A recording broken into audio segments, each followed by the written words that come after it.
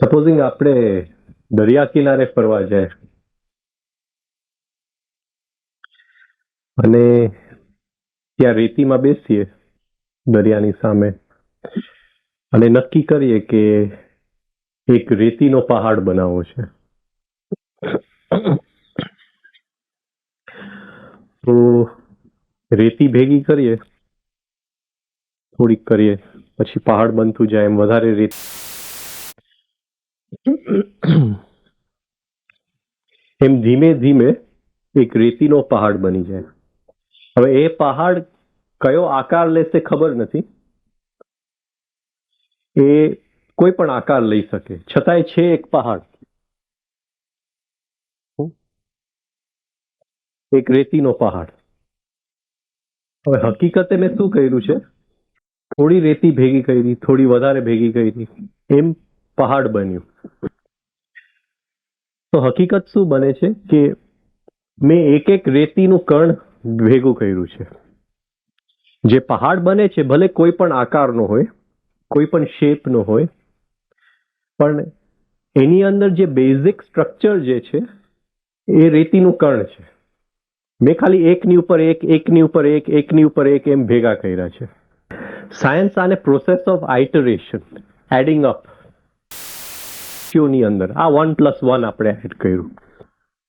એવી જ રીતે આખી યુનિવર્સની અંદર, આખું અસ્તિત્વની અંદર બેઝિક પેટર્ન એ રેતીના કણ જેવું છે. જે કંઈ બને છે એ એનું કંઈક એડિંગ અપ પ્રોસેસથી બને છે. આ જે કણ છે રેતીનું, એટલે કણ એટલે એક ખાલી દાખલો આપું છું તમને, પણ એ જે બેઝિક પેટર્ન છે એને સાયન્સે નામ આપ્યું ફ્રેક્ટલ, ધ ફ્રેક્ટલ જ્યોમેટ્રી ઓફ નેચર. તો સપોઝિંગ એક પહાડ બને છે, સે હિમાલયનો પહાડ. તો આ પહાડ કોઈ પણ શેપની અંદર હોય, કોઈ લંબચોરસની અંદર નથી, કોઈ સ્ક્વેરની અંદર નથી, કોઈ કોનની અંદર નથી, કોઈ રાઉન્ડ નથી. એને પોતાનું એક અરાજકતાની અંદર એક શેપ છે. એ શેપ આપણે નક્કી નથી કરી શકતા કયું આપણને જે દેખાય છે એ શેપ છે. પણ એ પહાડની અંદર જે બેઝિક કણ છે એ એક જ શેપનું છે. આ સાયન્સની છેલ્લા 10-15 વર્ષની અંદર જે મોટામાં મોટી શોધ થઈ હોય તો આ છે કે કુદરતની અરાજકતાની પાછળ એક હાયર ઇન્ટેલિજન્સ છે. આ હાયર ઇન્ટેલિજન્સને એને નામ આપ્યું ધ ફ્રેક્ટલ. સપોઝિંગ એક પેટર્ન હોય, હવે આ કોઈ પણ એક પેટર્ન છે, પણ આ પેટર્ન ફિક્સ છે, એમાં કોઈ બદલાહટ નથી થતું, કોઈ ચેન્જ નથી આવતું. પણ આ પેટર્નના એડિશનથી એક પહાડ બને છે. એમ બનતું બનતું એક પહાડ બને છે. તો પહાડ એક અરાજકતા જેવું લાગે છે. એની અંદર આ જે પેટર્ન છે એ ઓર્ડર છે, એ કુદરતની ઓર્ડરની વાત કરે છે. એવી જ રીતે એક ઝાડ હોય, તો ઝાડની અંદર એક બેઝિક પેટર્ન છે. આ એક બેઝિક પેટર્ન છે ઝાડનું. જ્યારે કોઈ પણ ઝાડ બને છે ત્યારે ખાલી આનું એડિશન જ બને છે.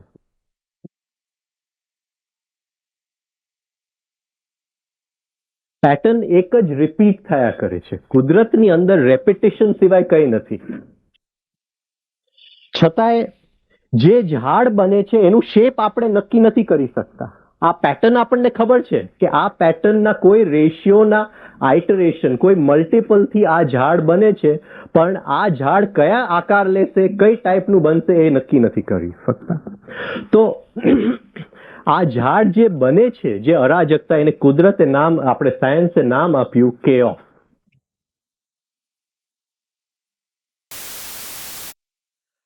અને આ જે પેટર્ન રિપીટ થાય છે એને નામ આપ્યું ધ ફ્રેક્ટલ જ્યોમેટ્રી ઇન કેઓસ. પકડાય છે બધાય? બહુ આમ સહેલું છે.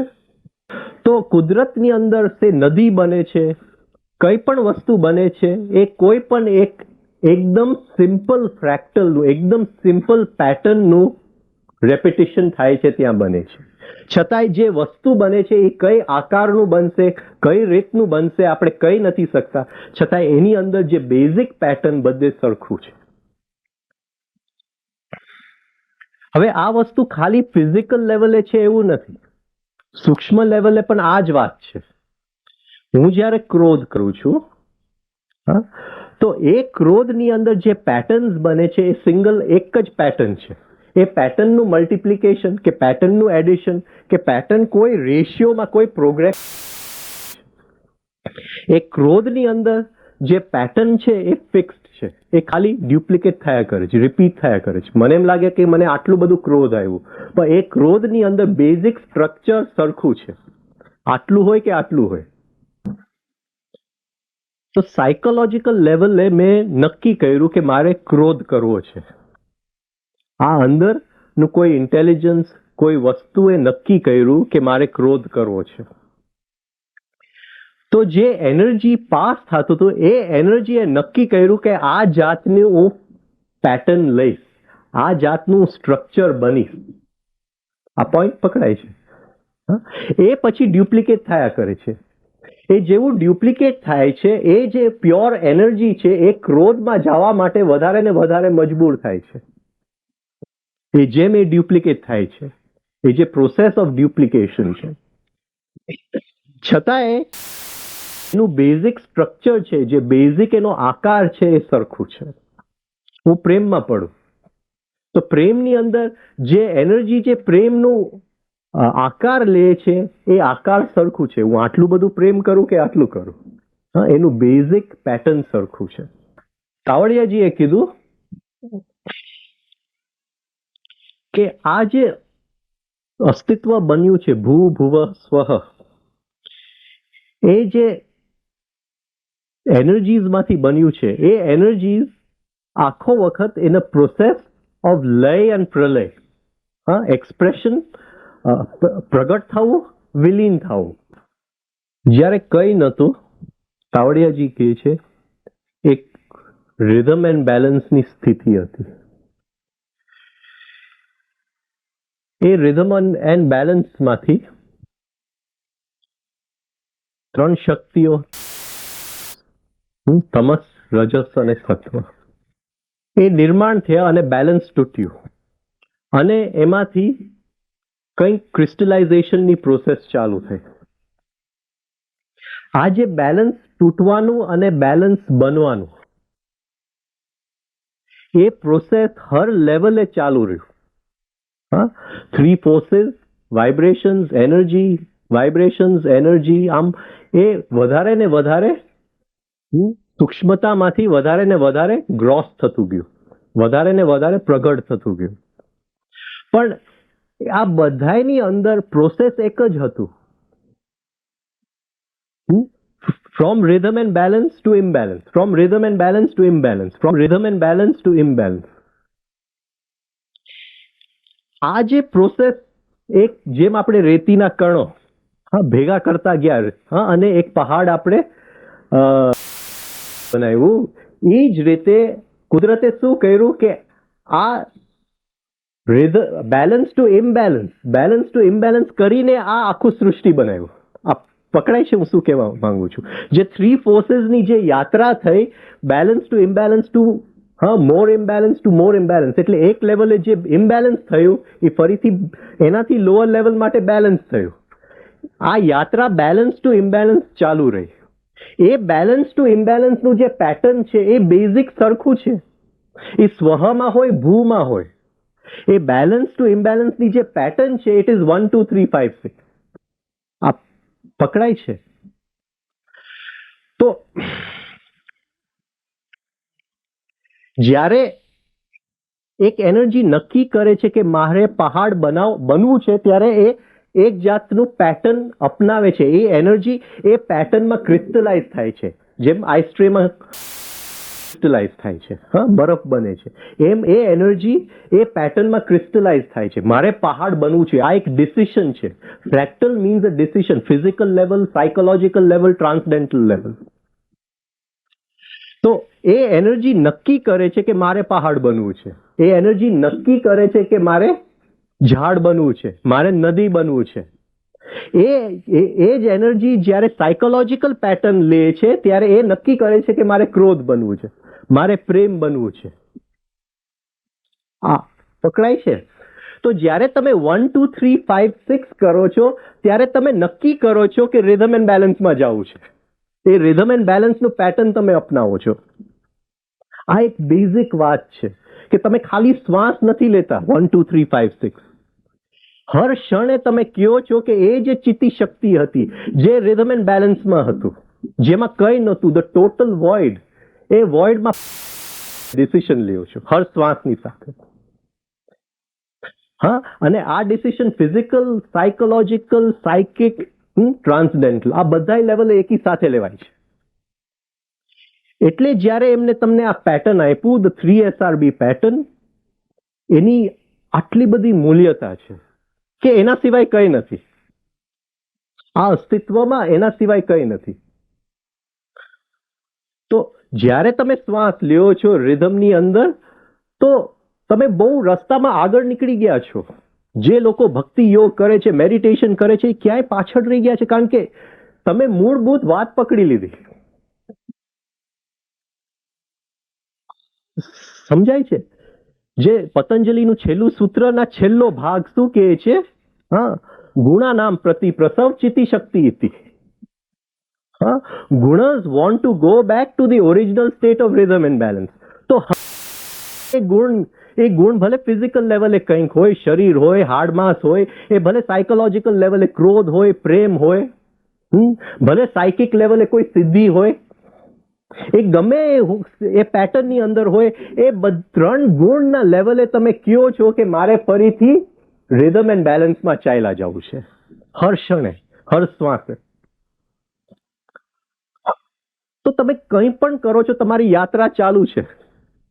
You don't miss a single second. એક ક્ષણ એવો નથી જાતો જ્યાં તમારી યાત્રા ચાલુ નથી. એની માટે કોઈ સ્પેશિયલ વસ્તુ કરવાની જરૂર નથી પડતી. તો તમારું સ્ટ્રક્ચર જે ટાઈપનું હોય, આ વસ્તુ તમે પકડી લીધી, 1 2 3 5 6, યાત્રા ચાલુ થઈ ગઈ. ચિત્તી શક્તિ ઇતિ. તો એ જેવું 1 2 3 5 6 તમે બોલો છો, ગુણાનામ પ્રતિ પ્રસવ ચિત્તી શક્તિ ઇતિ, બસ, પછી કઈ નથી, નથિંગનેસ. અને એક એક શ્વાસની જોડે તમે આ નક્કી કરો છો. એક એક શ્વાસની જોડે આને તમે એડ કરો. જેમ રેતીના કણ આપણે એડ કરીને પહાડ બનાવ્યું, હા, એમ એક એક કોન્શિયસનેસનો કણ આપણે એડ કરતા જાય છે. It keeps on adding up. તો તાવડિયાજીએ બહુ સરળ કરી નાખ્યું. છેલ્લું સૂત્ર લઈને તમને એનો છેલ્લો ભાગ તમને આપી દીધું. હર ક્ષણે કર્યા કરો, હર શ્વાસે કર્યા કરો. યોગ સૂત્ર વાંચો કે કરો કે ન કરો, એની જોડે કોઈ મતલબ જ નથી. પછી બહુ મેન્ટલ જિમ્નેસ્ટિક્સ કરવું હોય તો યોગ સૂત્ર એ વાંચીશું. Finding your natural self structure. તો આપણે જોયું કે આપણું સ્ટ્રક્ચર કઈ રીતે બન્યું. સવારના પોરમાં આપણે જોયું કે આપણું સ્ટ્રક્ચર કઈ રીતે બન્યું, કે જૂના જમાનામાં લોકો કઈ રીતે રહેતા હતા, તે વખત કઈ ટાઈપની સ્ટ્રક્ચર હતી, કેમ સોફિસ્ટિકેશન આવ્યું, આધુનિકરણ આવ્યું, અને આખી આપણી ગઈ છે. હવે એ જે આપણું સ્ટ્રક્ચર છે એને શોધશું કઈ રીતે? એ સ્ટ્રક્ચર દેખાતું નથી. હું ક્રોધ કરું ત્યારે દેખાય છે, હા, એ કઈ ટાઈપનું હોય દેખાય છે. એ સ્ટ્રક્ચર નથી દેખાતું, પણ એ આકાર ઉપરથી, ક્રોધના આકાર ઉપરથી હું નક્કી કરી શકું કે મારું સ્ટ્રક્ચર કદાચ આ ટાઈપનું હશે. હું જ્યારે ક્રોધ કરું છું, હા, તો એ ક્રોધના ચિહ્ન ઉપરથી હું નક્કી કરી શકું છું. તો આપણે કેમ શોધશું? Life is the only teacher of what went right and wrong. જીવન સિવાય કોઈ ટીચર નથી. કારણ કે કોઈ પણ ટીચર એના સ્ટ્રક્ચર સિવાય કંઈ નહીં બોલી શકે. આપ સમજાય છે? અને જે તમારું સ્ટ્રક્ચર બનશે 1 2 3 5 6 1 2 3, તમારો પહાડ કોઈ બીજાના પહાડ જેવો નહીં હોય, સ્પેશિયલી તમારા ટીચર જેવો તો નહીં જ હોય. તમારું જે પહાડ બનશે, એક એક કણ એડ કરીને, એ જે અવેરનેસના કણ તમે ભેગા કરો છો શ્વાસ લઈને, હા, એ તમારું હશે. અને કોઈ ટીચર એ જોઈ નથી શકતું, કારણ કે એ પોતાના સ્ટ્રક્ચરમાંથી જોઈ શકે છે. તો life is the only teacher. તમારે લાઈફ સિવાય ક્યાંય તમે શીખી નથી શકતા. કોઈ ગુરુ કામમાં નથી આવતો. અચ્છા, હવે આપણું જે સ્ટ્રક્ચર અત્યારે છે એનું એક લક્ષ્ય કયું છે? કારણ કે એ સ્ટ્રક્ચર દેખાતું નથી, એના લક્ષ્ય ઉપરથી આપણે નક્કી કરવું પડે. તો એનું એક જે ડીપેસ્ટ લક્ષ્ય છે એ છે પ્રેડિક્ટેબિલિટી. હર ક્ષણે મારે એ નક્કી કરવું છે કે આવનાર ક્ષણ શું લઈ આવે છે. આ પકડાય છે? મારી આખી ટાઈપ શું છે કે કાલે શું થવાનું છે. આ ડીપલી ઇન્ગ્રેન્ડ ઇન માય સ્ટ્રક્ચર. ની પ્રયાસ, મેડિકલ સાયન્સ જો કે ઇકોનોમિક્સ જો, પોલિટિક્સ જો, ઓલ ફ્યુચર ઓરિએન્ટેડ. આપણું બેઝિક સ્ટ્રક્ચરનું ડીપેસ્ટ લક્ષણ શું છે? We want to predict the next moment. We want to predict tomorrow. કાલે શું થવાનું છે? Predictability. We are victims of predictability. અને life is a chaos. Life is a chaos. See, હું બહુ કન્ફ્યુઝડ હોઉં. મારામાં ખૂબ કન્ફ્યુઝન છે. શું કન્ફ્યુઝન છે? આને મેં વાંચેલું, આને આમ કીધું. ઓલાને મેં વાંચેલું, આને આમ કીધેલું. હવે ગુરજેફ કહે છે કે શ્વાસની જોડે તો કંઈ ન થાય, કારણ કે બધું અપસેટ થઈ જાય. તાવડિયાજી કહે છે કે આમ શ્વાસ લ્યો તો આમ થાય. ઓલા કહે છે કે આમ થાય તો આમ થાય. તો આ બધું મેં ભેગું કર્યું ને હું કન્ફ્યુઝડ છું. તો હવે હું શું કોશિશ કરું છું? એ કન્ફ્યુઝનમાંથી કંઈક રસ્તો કાઢવા માટે. હવે આ આપણું સ્ટ્રક્ચર છે. હા, એ કન્ફ્યુઝન મને પ્રોબ્લેમ તરીકે દેખાય છે અને એ કન્ફ્યુઝન મારે રિઝોલ્વ કરવું છે. એ કન્ફ્યુઝન મારે દૂર કરવું છે અને ઝાડુ મારીને મારે કાઢી નાખવું છે. તો એ કન્ફ્યુઝનનું કોઈ સોલ્યુશન આપે મને. કોઈ કહે કે નહીં આ રસ્તો બરાબર છે. કોઈ કહી શકે છે કે આ રસ્તો બરાબર છે? એને પોતાને ખબર નથી, કહી દેશે તમને. તો આ જે કન્ફ્યુઝન જે છે, જરાક જો હું વિચારી લઉં તો હું જે કન્ફ્યુઝ છું, જે સ્ટેટ છે મારી કન્ફ્યુઝનની, જો હું એને પ્રોબ્લેમ તરીકે ગણીશ તો આખી જિંદગી શેમાં જશે? એ પ્રોબ્લેમનું નિરાકરણ. એક પ્રોબ્લેમ કાઢીશ, બીજું આવશે, બીજું આવશે, ત્રીજું આવશે. એક એક પ્રોબ્લેમને હું સોલ્વ કરતો જઈશ ને મારું જિંદગી પૂરી થઈ જશે. એટલે મારે પ્રોબ્લેમ સોલ્વ નથી કરવા. આ કન્ફ્યુઝન જે છે, કૃષ્ણ, પણ see it is not so easy. હા, કારણ કે ચોકઠામાંથી જ તમની આંખ લઈને તમે જોશો. હા, અને ચોકઠાની આંખ એવી છે કે એને પ્રોબ્લેમ તરીકે જોવા માટે. તો સેજ જો હું ઊંડે વિચારું તો હું એમ વિચારું કે કોઈક એવી ઇન્ટેલિજન્સ છે, કોઈક એવી શક્તિ છે જે મારા બ્રેનમાં કન્ફ્યુઝનને લઈ આવે છે. હા, કોઈક એવી ઇન્ટેલિજન્સ છે. આ ઝાડ is a confusion. It is not a square or a rectangle. પણ આપણે એને કન્ફ્યુઝન તરીકે જોઈ નથી શકતા. ક્રોધ આવે છે ત્યારે આપણને કન્ફ્યુઝન થઈ જાય છે. પણ એ ક્રોધ ને ઝાડનું સ્ટ્રક્ચર એક છે, આપણને ખબર નથી. એટલે પકડાય છે હું શું કહું છું? તો જ્યારે હું કન્ફ્યુઝડ છું તો some higher energy, some higher intelligence is allowing me to be confused. મારું બ્રેનને આ કન્ફ્યુઝન ઝીલાવવા માટે તૈયાર કરે છે. મારા બ્રેનની અંદર કન્ફ્યુઝન છે, એ કન્ફ્યુઝન તરીકે ન જોઉં અને જોઉં કે કંઈક હાયર ઇન્ટેલિજન્સ, કંઈક હાયર તો આઈ સ્ટાર્ટ એન્જોયિંગ દેટ કન્ફ્યુઝન. અને શું થાય કે મારું રિધમ અને એ જે ઇન્ટેલિજન્સનું રિધમ છે એ જો એક થઈ જાય તો આ આખી જે સૃષ્ટિ છે એનો એક ભાગ જ છે, રિયાલિટીનો એક ભાગ જ છે કન્ફ્યુઝન. કન્ફ્યુઝનને એની જગ્યાએ રહેવા દો.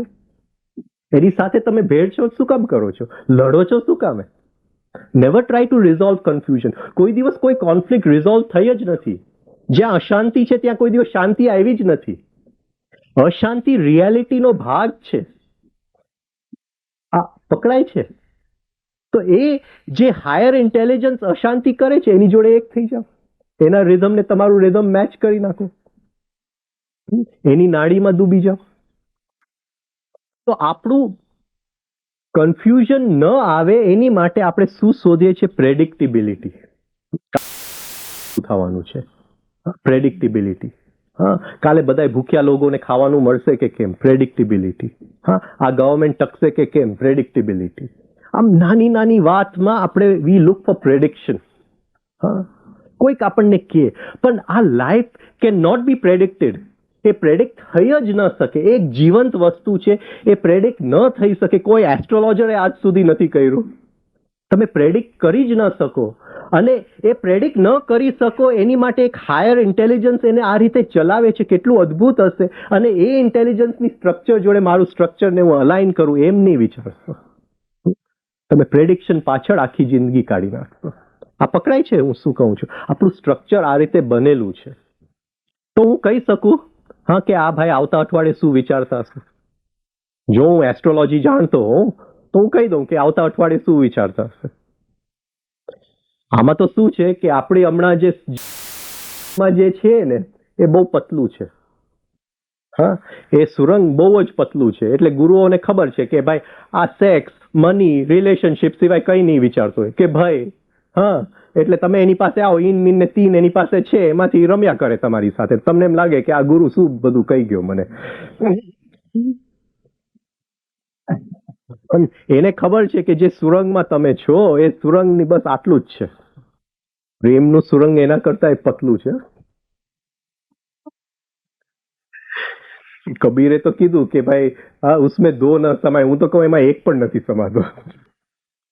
તો it is impossible to say what you will be thinking next week. હા, એ શું આવતા અઠવાડિયે વિચારતો હશે હું કહી નથી શકતો. તો શું કામ હું પ્રેડિક્ટિબિલિટી પાછળ દોડું? આવનાર ક્ષણ, આવનાર મહિનો, આવનાર જીવન શું લઈ આવવાનું છે એની જોડે શું કામ હું? જે ઇન્ટેલિજન્સ આ બધું ચલાવે છે એની જોડે હું એક થઈ જાઉં. ઈગોનો અર્થ એ થાય છે is not aligned to the underlying structure of life. જીવનનું જે સ્ટ્રક્ચર છે, જીવનનું જે મૂળભૂત સ્ટ્રક્ચર છે, જ્યારે આપણું સ્ટ્રક્ચર ને એનું સ્ટ્રક્ચર એક રિધમમાં નથી ત્યારે ઈગોનો જન્મ થાય છે. એક ક્લેશમાંથી ઈગોનો જન્મ થાય છે. આપણું સ્ટ્રક્ચર અને જીવનનું સ્ટ્રક્ચર, જીવન કંઈક હાયર ઇન્ટેલિજન્સ કંઈક કન્ફ્યુઝન કરાવવા માંગે છે ને એ કન્ફ્યુઝનમાં આપણે ઓર્ડર શોધીએ તો જીવનનો ઈગોનો જન્મ થાય. તો હર ક્ષણે જો આપણું શ્વાસ લયમાં હોય તો ઈગોની માટે કોઈ જગ્યા નથી. એ આવી જ નથી શકતું, કારણ કે રિધમ છે ત્યાં ઈગો નથી.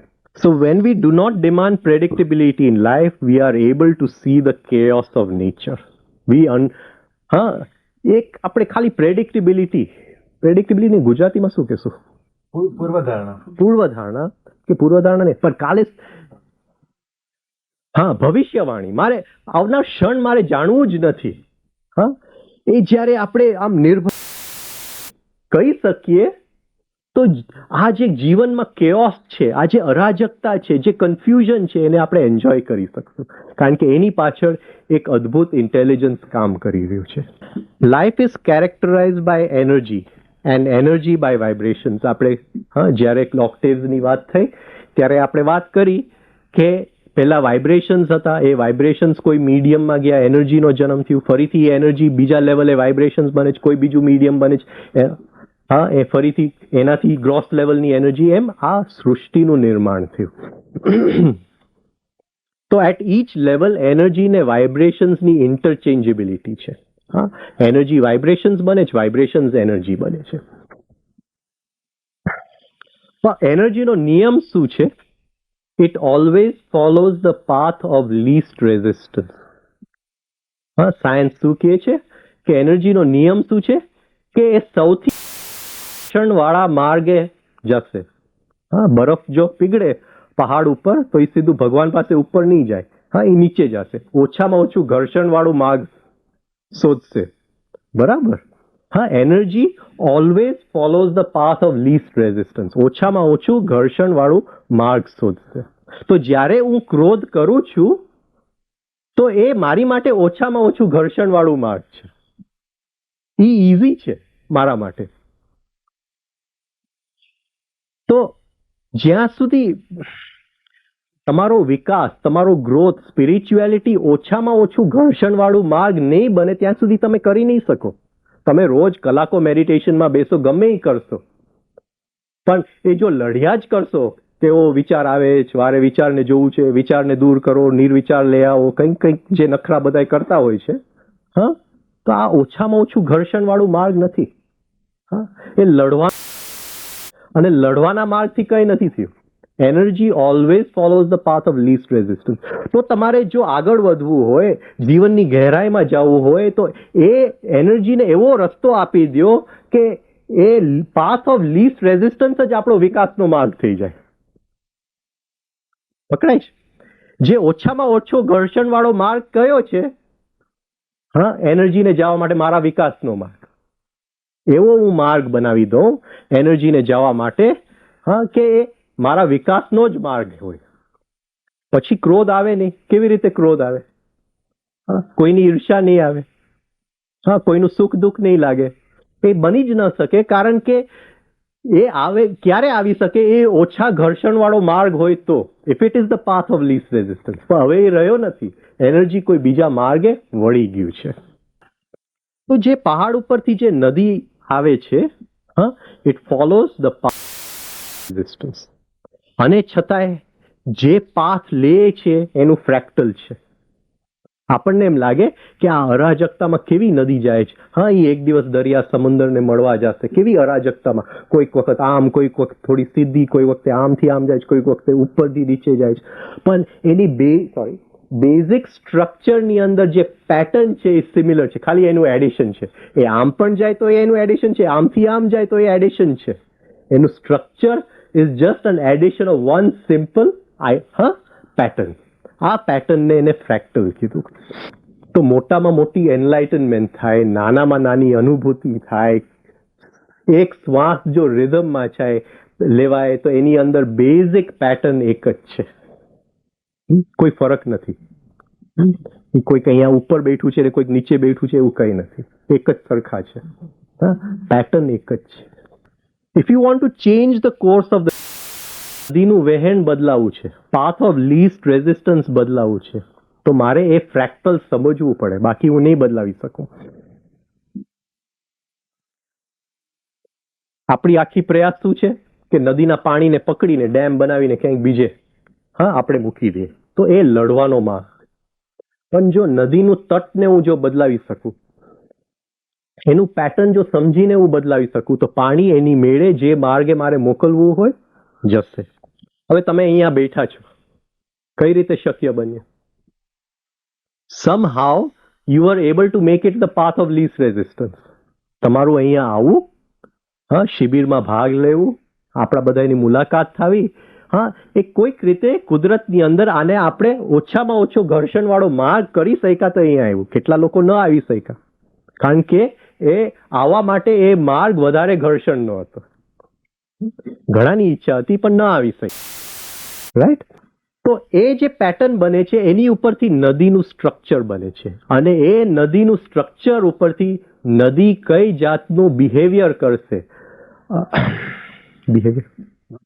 વર્તન, હા, એ નદી કઈ જાતનું વર્તન કરશે એ નક્કી થશે. હા, અહીંયા વધારે અવાજ કરે છે તો અહીંયા સ્ટ્રક્ચર જરા છીછલું છે, અહીંયા ઓછું અવાજ કરે છે, જરા ઊંડું છે. હા, નદીનું વર્તન બેઝિક સ્ટ્રક્ચર ઉપરથી નક્કી થાય છે.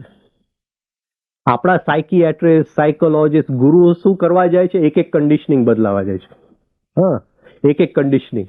અને આમ કરો તો આ કન્ડિશનિંગ બદલાશે, આમ કરો તો આમ કન્ડિશનિંગ બદલાશે. તમને ખબર નહીં ક્યાંય ક્યાંય ટ્રેકિંગ કરાવશે ધૂપમાં અને આ ને તે, કન્ડિશનિંગ તોડવા માટે. એમ કન્ડિશનિંગ તૂટતા નથી. ધ બેઝિક સ્ટ્રક્ચરનું એક સિમ્પલ પેટર્ન તમને આવડી જાય. સેવા કરો. એક અત્યારે નવી ઓલી છે, સેવા કરો. હું હમણાં એક આશ્રમમાં હતો. સેવા કરો, બધું બદલાઈ જશે. ગુરુ કી સેવા કરો. કઈ જાતનું શોષણ ચાલે છે? હા, સેવાથી સ્ટ્રક્ચર બદલાઈ જશે. હા, સેવાથી સ્ટ્રક્ચર બદલાઈ જશે. સેવાથી બધું મળી જશે, ભગવાન મળી જશે. It doesn't work. હા, તો એ બેઝિક પેટર્ન નહીં સમજો ત્યાં સુધી સ્ટ્રક્ચર નહીં સમજાય. અને એ બેઝિક પેટર્ન 3 ગુણનું બનેલું છે. એ 3 ગુણની એક પેટર્ન એવી છે કે ફરીથી રિધમ એન્ડ બેલેન્સમાં જઈ શકે છે. If we change behaviour, it is like changing the flow of the river, not the bed structure. હા, નદીને પકડીને તમે કંઈક લઈ જાઓ, એમ એક એક જણાનું વર્તન, હા, આપણે મોરાલિટી કે હા ટીચરો કે આ વર્તન બદલાવવાની કોશિશ કરીએ. If structure changes then behaviour changes automatically. જો અંદરનું સ્ટ્રક્ચર બદલાઈ ગયું, હા, એમાં ક્રોધ બની જ નથી શકતું. હા, એ સ્ટ્રક્ચર એવું કે અંદર જેવી એનર્જી સ્ટ્રક્ચરમાં આવ્યું, એ ક્રોધનો માર્ગ, ક્રોધનું પેટર્ન ત્યાં છે જ નહીં. હા, એને આકાર આપવા માટે તો ક્રોધ આવશે જ નહીં. હું નક્કી કરું કે મારે ક્રોધ કાલથી નથી કરવું, 1 ડિસેમ્બર 1 જાન્યુઆરીથી ક્રોધ નથી કરવું. હા, 1 જાન્યુઆરીથી હું આને પ્રેમ, બધાને પ્રેમ કરીશ, તો એ કોઈ દિવસ ચાલશે નહીં. Similarly, everything in the universe follows the path of least resistance. આખા અસ્તિત્વમાં બધી વસ્તુઓ, તારાઓથી માંડીને નાના નાના ઘાસના છોડ, એ ઓછામાં ઓછા ઘર્ષણવાળું માર્ગ શોધે છે. એ જે એનર્જી પ્રગટ થાય છે એ ઓછામાં ઓછું ઘર્ષણવાળું માર્ગે પ્રગટ થાય છે. અને એ ઓછામાં ઓછું ઘર્ષણવાળું માર્ગ શું નક્કી કરે છે? Structure. Mr. T says that we are structured in transcendence.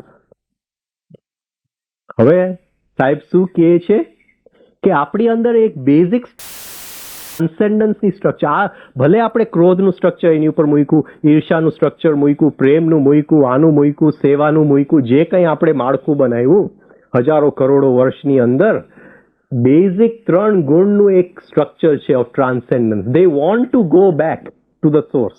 એ લોકોની એ 3 ગુણની ઈચ્છા છે કે મારે રિધમ એન્ડ બેલેન્સમાં પાછું જવું છે. આ બેઝિક સ્ટ્રક્ચર ઓફ ટ્રાન્સેન્ડન્સ આ સ્ટ્રક્ચરની અંદર છુપાયેલું છે, એમ તાવડિયાજી કહે છે. This built up structure is the. હવે આની ઉપર આપણે આપણું ઇન્ડિવિજ્યુઅલ સ્ટ્રક્ચર બનાવીએ છીએ. આ ભલે 3 ગુણમાં છુપાયેલું આ સ્ટ્રક્ચર છે, પાછું જવાનું, આપણે એને મોડેલિંગ કરીને આપણું સ્ટ્રક્ચર બનાવીએ છીએ. કારણ કે આપણે ઓલવેઝ મોડેલિંગ જ કરીએ છીએ. આ દુનિયાનું મોડેલિંગ, બ્રેનની અંદર 24 કલાક મોડેલિંગ જ ચાલે છે, અને મોડેલિંગથી સ્ટ્રક્ચર બનતું જાય છે. So before we try to approach transcendence, હા, we must understand. This is what the Yoga Sutra is about. Sorry, યોગ સૂત્ર શું છે? એ આપણને કહે છે કે આ બેઝિક ટ્રાન્સેન્ડન્સનો તમારી અંદર જે સ્ટ્રક્ચર છે એ આ ટાઈપનો છે ને, તમારો સ્ટ્રક્ચર કઈ રીતે ઓળખવો એ તમને બતાવે છે. એક મેપ છે. સપોઝિંગ કે જે પાયલટ નવા બને છે અને એ લોકોને પ્લેન શીખડાવવામાં આવે છે, એટલે જે કોર્સ હોય છે પાયલટ ઇન્સ્ટ્રક્ટર્સની કોર્સ, તો જે જગ્યામાં પ્લેન ઉડાવવાનું હોય છે એનું મેપ એને આપવામાં આવે છે. હવે એને કહેવામાં આવે છે કે પહેલા એ જગ્યાએ તમે જોઈ લેજો. હા, પ્લેન ઉડાવીને જોઈ લો, પછી મેપને જોજો. પહેલા મેપને ન જોતા. ફર્સ્ટ સ્ટડી ધ એરિયા, પછી મેપને જોજો. કદાચ મેપની અંદર ખાલી એક પહાડ બતાવ્યું હોય, પણ ત્યાં જઈ તમે જ્યારે એની ઉપર પ્લેન લઈ જાઓ ને ત્યાં તો જ્વાલામુખી હોય. એ જીવંત, એ જગ્યા એક જીવંત વસ્તુ છે, કેઓટિક સ્ટ્રક્ચર છે. હા, તમે એને પ્રેડિક્ટેબિલિટીમાં ન લઈ આવી શકો, એને મેપમાં પ્રેડિક્શન ન કરી શકો. તો તમે મેપ જુઓ એની પહેલા તમે એ એરિયા જોઈ લેજો. હવે જો આપણે પહેલા મેપ જોઈ લીધું અને પછી મેપની ઉપર જો એરિયા જોવા ગયા તો લગભગ મરવાના દિવસ આવવાના. ત્યાં જ્વાલામુખી ફૂટવાની જ છે, કારણ કે એ જ્વાલામુખી મેપમાં નથી. હવે આ યોગ સૂત્ર મેપ છે. પ્રોબ્લેમ અત્યાર સુધી જેટલા મેં યોગ સૂત્ર વાંચ્યા છે, હા, બધાએ એરિયા જોયા વગર મેપ ઉપરથી લખી નાખ્યું છે. કોઈ એરિયા જોયું નથી. જે એરિયાની વાત કરે છે કોઈ જોયું નથી. તો એટલે દારાભાઈએ નક્કી કર્યું કે ભાઈ આપણે યોગ સૂત્રમાં જાય એની પહેલા એક વખત ફરીથી આપણે એરિયા જોઈ લે કે બોડી બ્રેન સિસ્ટમ શું છે, આ જીવન શું છે, સ્ટ્રક્ચર શું છે, ફ્રેક્ટલ શું છે. ફરીથી એરિયાને આપણે ઓળખ કરી લે કે જે એરિયાની યોગ સૂત્ર વાત કરીએ છીએ. બાકી આપણે પહેલા જો મેપમાં જશું, હા, અને એ મેપથી પછી એરિયા ઓળખવાનું થશે તો શું થશે કે આ જ સુરંગમાં ચીઝ હોવું જોઈતું હતું, કેમ નથી? નથી એ હકીકત છે, પણ યોગ સૂત્ર કહે છે કે હોવું જોઈએ. અને આપણે ત્યાં અટવાઈ જશે. તો પહેલા એ એરિયાનો સ્ટડી કરવું પડે. તો એ એરિયા છે જીવન અને બોડી બ્રેઇન સિસ્ટમ. એટલે તો આ લેક્ચર્સ આપણે લીધા કે એક વખત જીવન કઈ રીતે બનેલું છે, જીવનમાં ઇન્ટરેક્શન શું છે. આપણે જે જીવનને માનીએ છીએ, જે જોઈએ છીએ, આપણા ચોકઠામાંથી જોઈએ છે. એ ચોકઠું નહીં કામમાં આવે. હા, એ ચોકઠુંને ઓળખીને કંઈક બીજી રીતે આપણે જોવું પડશે, તો યોગ સૂત્રનો મેપ આપણી માટે કામમાં આવશે. તો આપણું સ્ટ્રક્ચર આપણે કઈ રીતે ઓળખશું? We will use the science of chaos. અત્યારનું સાયન્સ ઓફ કેઓસ, કે કુદરતમાં અરાજકતા છે, એ અરાજકતાની પાછળ એક સૂક્ષ્મ પાવરફુલ ઇન્ટેલિજન્સ છે. હવે let us examine the equipment we have, are unique hardware. આપણી પાસે શું કોમ્પ્યુટર સિસ્ટમ છે એ પહેલા જોઈ લે. જીવનમાં શું છે આપણે જોઈ લીધું. હા, જીવનમાં ફ્રેક્ટલ છે એ જોઈ લીધું, એનર્જી કઈ રીતે જાય છે એ જોઈ લીધું. હવે આપણું હાર્ડવેર, નેકટોપ ઇક્વિપમેન્ટ. હવે જીવનને કઈ જાતની ફિલ્ટરમાંથી જોઈએ છે આપણે, કયા રંગનું ફિલ્ટર છે એ પણ આપણે જોવું પડશે. પછી આ કોમ્પ્યુટરની અંદર કઈ જાતનું વાયરિંગ છે એ જોવું પડશે. એ વાયરિંગ એનર્જીને કઈ દિશામાં લઈ જાય છે એ જોવું પડશે. બધું અઘરું લાગે છે ને? અઘરું નથી. એક વખત સમજી લઈએ પછી અઘરું નથી, બહુ સિમ્પલ છે. The Yoga Sutras are a map, but even with the right map most people are lost. Map તો બધાની પાસે સાચું છે, લગભગ બધા ખોવાઈ ગયા છે, ગુમ થઈ ગયા છે, એને રસ્તો મળતો નથી. યોગ સૂત્ર હાથમાં લઈને ફરે છે, મોટા મોટા ટીકાઓ લખે છે, બીજું કઈ નહીં, ગુમ થઈ ગયા છે બધા. They are using the map wrongly. હા, ખોટી રીતે વાપરે છે. એની રીત છે, મેપ વાપરવાની એ રીત છે. હવે જો મેપ આપણે ખોટું વાપરીએ તો આખી જિંદગી શું થશે? અહીંયા જ ચીઝ છે, અહીંયા જ ચીઝ છે. હા, આની માટે રામદુલારે બાપુ કહે છે કે મેં ચલા તો ખૂબ પહોંચા કહી બી નહીં, યાને ચલે હી નહીં. આ લગભગ બધાની આ જ હાલત છે. ચલા તો ખૂબ, સવારના પોરમાં ઉઠીને હું હા કરી નાખ્યું. કરવાનું છે સિમ્પલ વસ્તુ, ચલા તો ખૂબ પહોંચા કહી બી નહીં. હવે આપણું body brain system is a chaotic structure. આ કેઓટિક સ્ટ્રક્ચર છે, અરાજકતામાં છે, અને એ અરાજકતામાં સૂક્ષ્મ ઇન્ટેલિજન્સ છે. It is not a machine. કોઈએ કીધું હોય કે હા મેન ઇઝ અ મશીન, તો એ તદ્દન ગલત વાત છે. અને એની ઉપરથી જે ફિલોસોફીની નિર્માણ થયું છે એ કોઈ સાચા માર્ગે તમને ન લઈ જઈ શકે. પછી સેલ્ફ રિમેમ્બરિંગ હોય કે self observation, man is not a machine, man is a chaotic structure.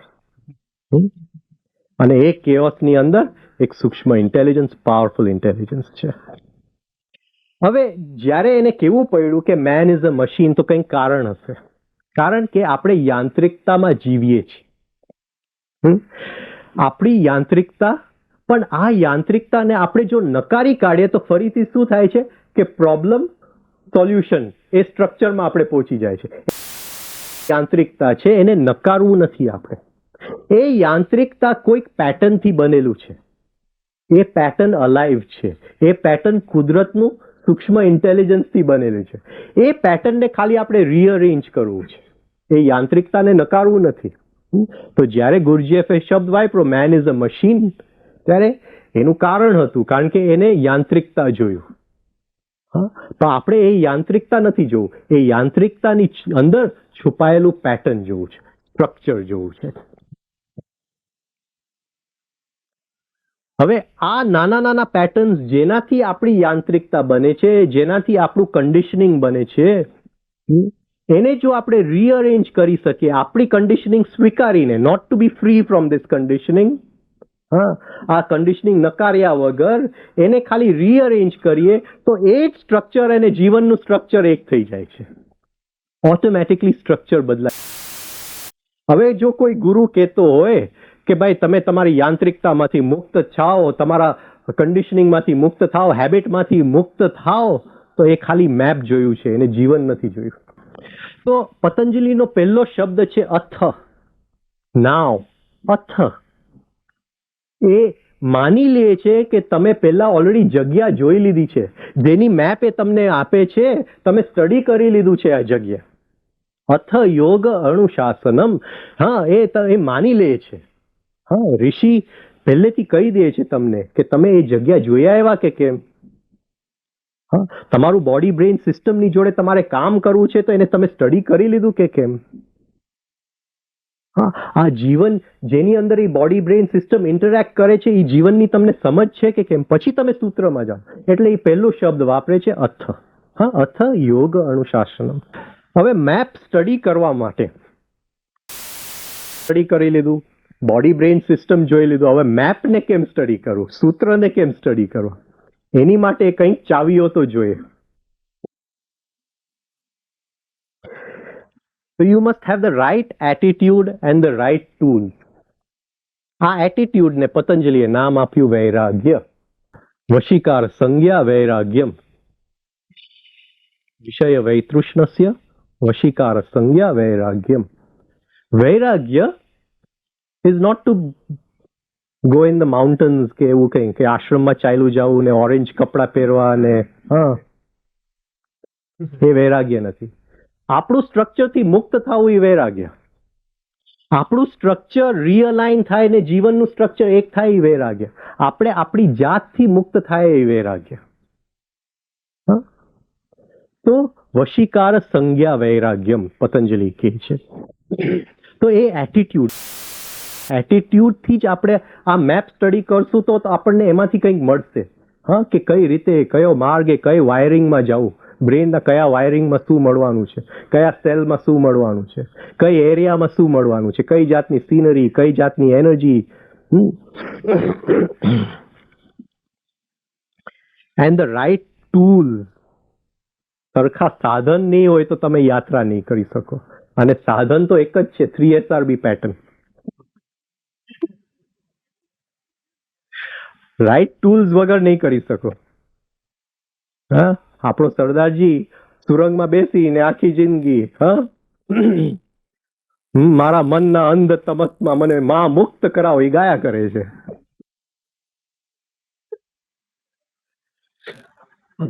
કોઈ માં સુરંગમાં નથી આવવાની અંતમસ દૂર કરવા માટે. The right tools.